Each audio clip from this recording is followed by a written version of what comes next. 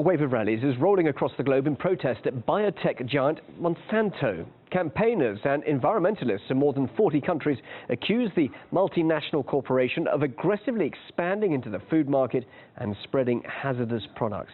Some of the largest demonstrations are taking place in the US, where the company was set up more than a century ago. RT's Anastasia Churkina joins me live now from New York. Anastasia, tell us, what is the situation there? What is happening where you are at the moment? Bill, well, New York City is one of dozens American cities holding these big protests against Monsanto. Today, we're in the heart of the march that's taking place in the Big Apple. According to our estimates, there are over 2,000 people here. Organizers have been holding a head count to see how many people show up. So it's definitely over 2,000 people. They were just marching throughout the city. Now the protests are continuing.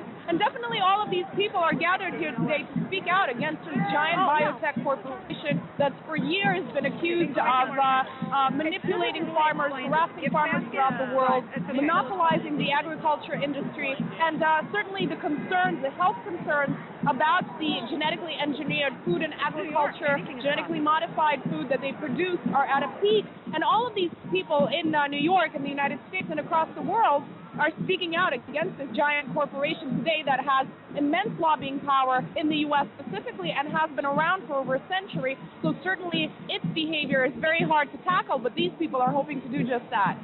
Well, all very well voicing their concerns, but what do they actually hope to achieve? Bill, the goals that are set out are pretty simple. People are saying that it's time to begin labeling genetically modified food in the United States, for one, so that consumers are able to make a knowledgeable choice about what it is that they're buying, purchasing, and feeding their families.